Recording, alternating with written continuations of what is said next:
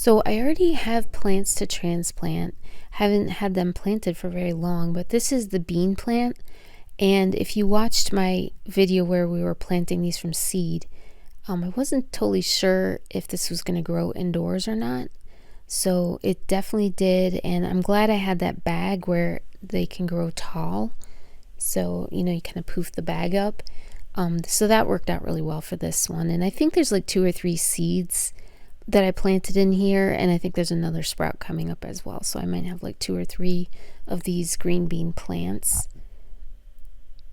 And that looks really healthy too, so I'm really excited about that.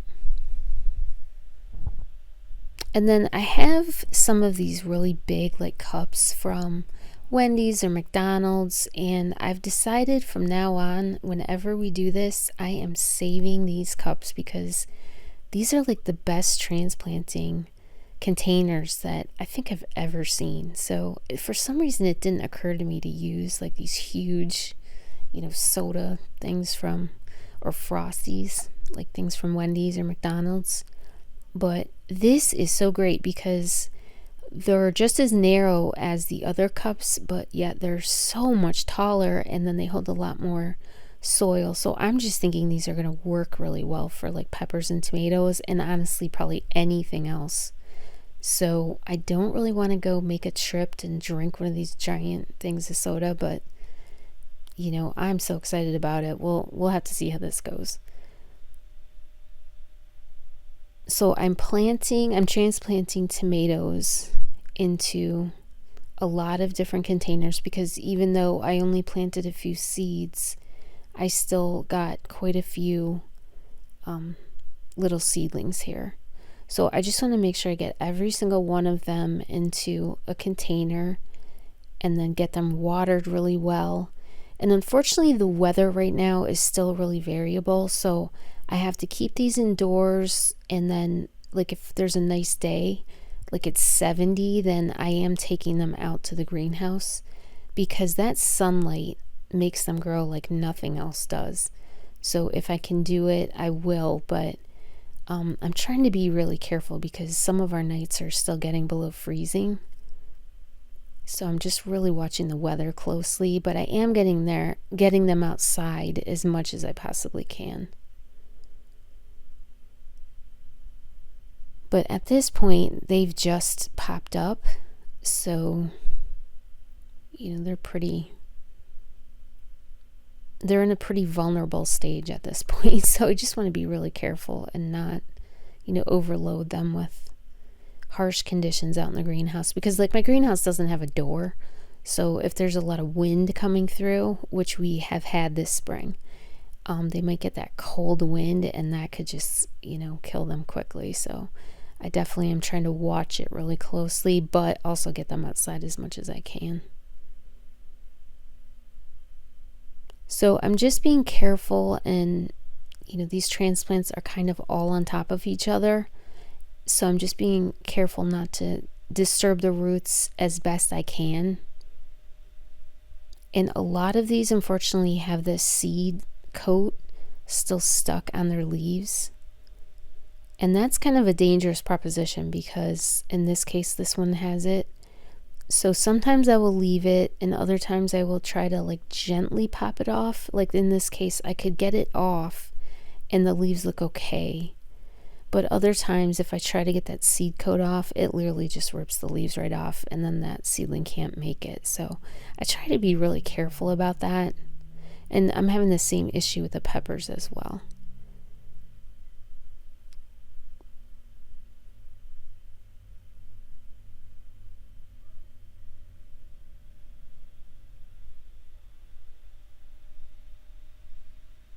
So I tried not to plant too many tomato seeds this time, but if I think I'm planting one seed, it must be multiple seeds because I obviously have so many little transplants. But that's because I'm using seeds from like when I cook the tomato. These are heirloom tomatoes, the Abe Lincoln variety. So when I cut that tomato and save the seeds, usually I'm spreading them out onto like a paper towel, And a lot of times they're just massing together and I can't really get them apart.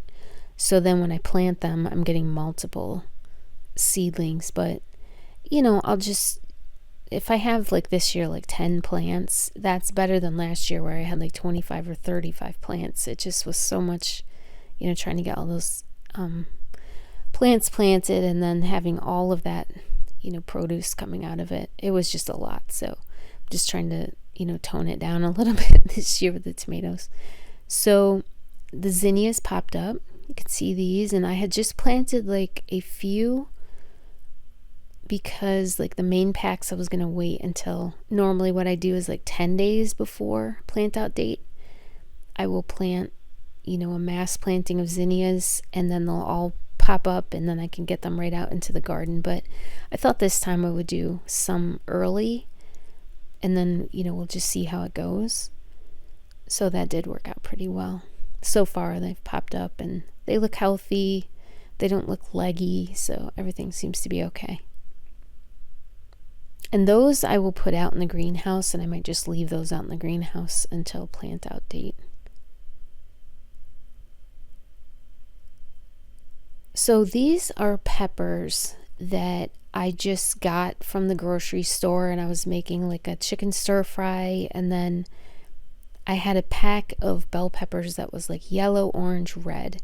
So I saved all of those seeds and I just planted some, but I have separated them out by that color, even though I'm guessing the plants produce fruit that might be all three colors. I'm just not sure, so don't know if these are different varieties or what, since they're just from the grocery store. So at this point I'm just keeping them all separate, and then I'll just see what happens when they actually get peppers on them.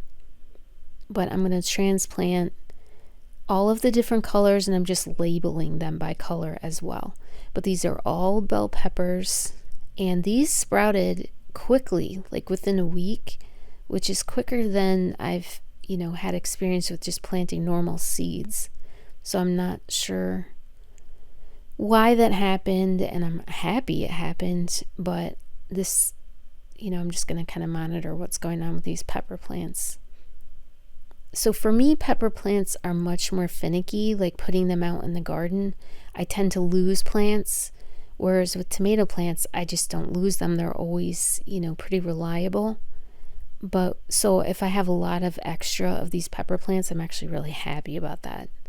So I do my best to get them to like maturity where I can plant them out, and that's where I tend to have the issue where at that point the plants aren't doing as well when they transplant. So I might do extra things this year just to make sure that it works better. So I'll have to think about what to do with that. So last year my bell peppers, I feel like, were not as good as my hot peppers. And the truth is, I ate a lot of bell peppers, so I would just love to have them, growing really well out in the garden.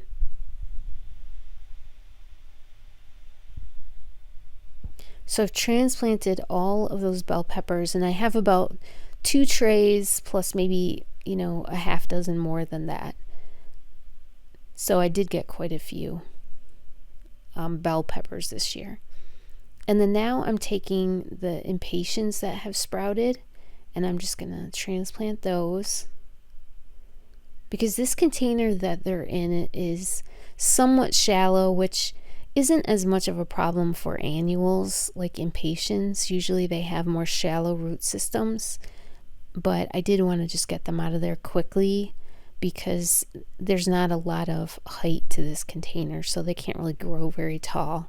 And the other thing is I'm pulling out the ones that have germinated, and that way I can leave the other ones on the heat mat, because I have a whole packet of seeds in here, so I'm hoping that they just keep germinating over time. But if I have one that has already germinated, I just want to make sure I get it out into its own cup. And then I will get these out in the greenhouse too.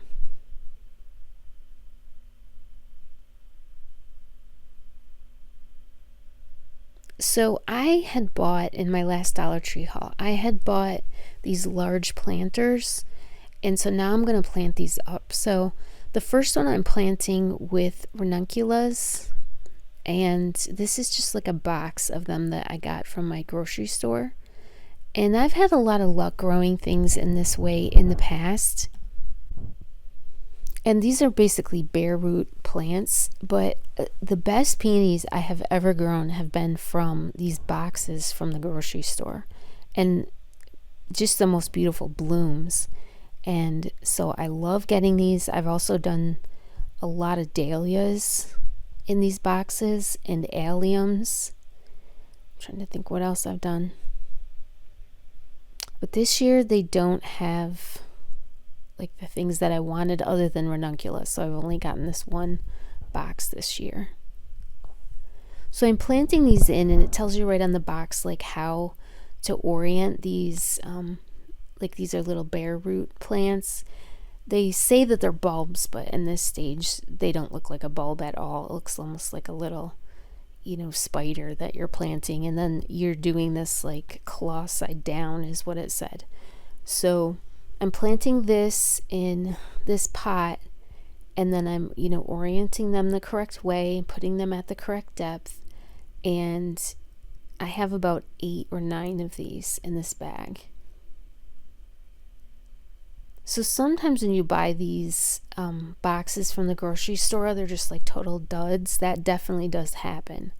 But, for me personally, I have had quite a lot of success with these little boxes. And then I've just had things that I couldn't find anywhere else. So it's been a really nice way to grow and just to have a little fun. Like you find something really pretty and then you can just experiment and try it out. So I'm planting these ranunculus deep. I think I have to plant them like 2 or 3 inches deep in this pot. And you can plant them directly out in the garden as well, but I wanted to like pre-sprout them.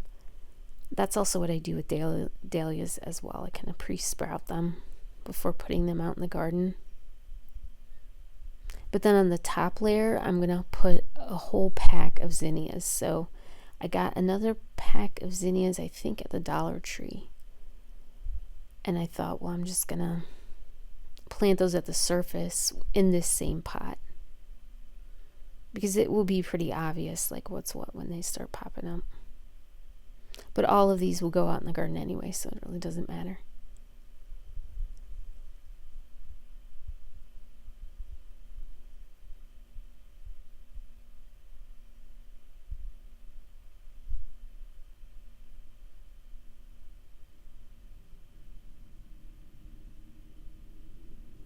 So zinnias, I'm not sure exactly what depth they tell you to plant them at, but I usually plant them about, 1/4 inch to a 1/2 inch deep in the soil.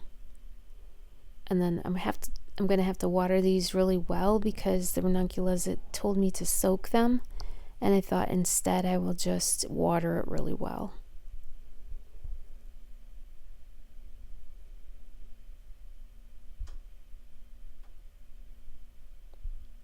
And then these I'm just going to pop directly out into the greenhouse.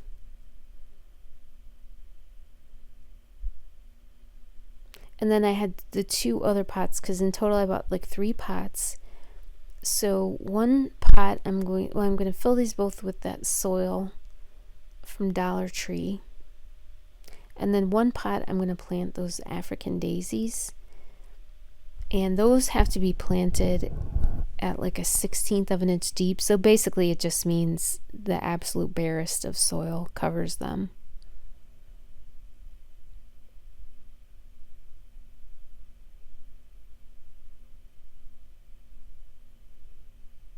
And then these I'm going to put on the heat mat.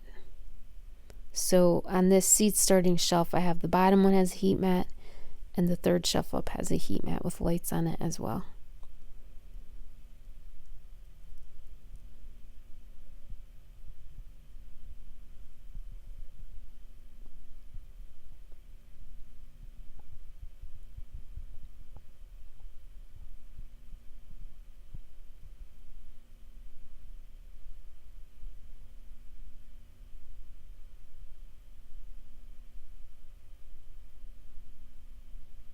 So I feel like it's kind of hard to just like barely cover something, but I'm just doing the absolute least amount that I can without still seeing the seeds there.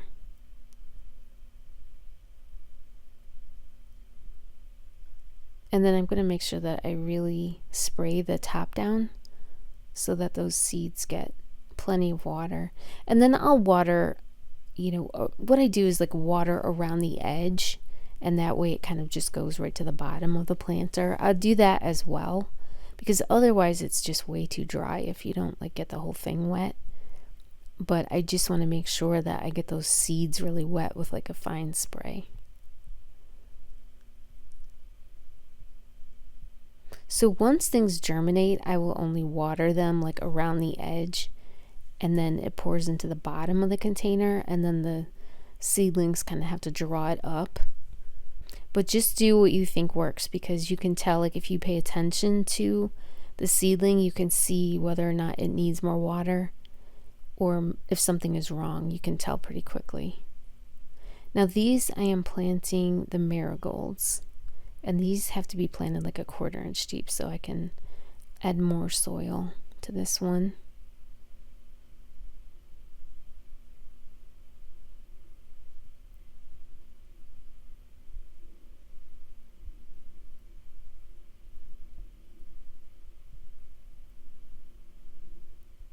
And then I'm just going to again spray them down pretty heavily.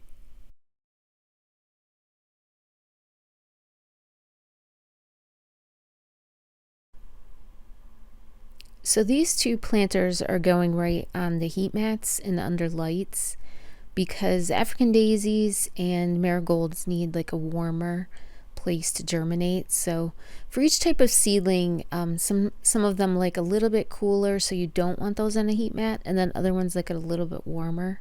So then those are the ones that you would want to place on a heat mat. But of course everything wants light pretty much, and then plenty of water, and water right where the seeds are. So water across the top is really important before things germinate. So now we're out in the greenhouse, and I have the peppers, which are in the back of the greenhouse, because that's a little bit more sheltered from the wind. And then I have the tomatoes, and everything else can be more towards the front of the greenhouse when it's like daytime, and it can get all that great sunlight. So of course everything wants the sunlight, and in the greenhouse everything gets that wonderful like ambient light, so things will grow really well. But like tomatoes, and if it's a warmer day, I'll put the peppers towards the front, and then they'll get like direct sunlight. So that really helps to like jumpstart their leaf production, and just to make them grow a lot faster. So we're roughly a month from plant out date. So I do think that we're in good shape here, because I like to get them to a certain point, like a few inches tall, by plant out date, and that way when I plant them there's not a lot of transplanting shock, and they can really like grow in that nice warm soil and warm weather, and it won't be like a shock to them at night. So this is where I'm at the moment, but I'll keep showing you updates on where the tomatoes are and the peppers and everything else we've planted. So I really hope that you are getting your garden going, and if you haven't started it yet, it's perfectly fine to start it now, like a month before plant out date. And I hope you have a wonderful springtime and an absolutely wonderful day, and I would love to have you subscribe. I really appreciate that. So thank you so much.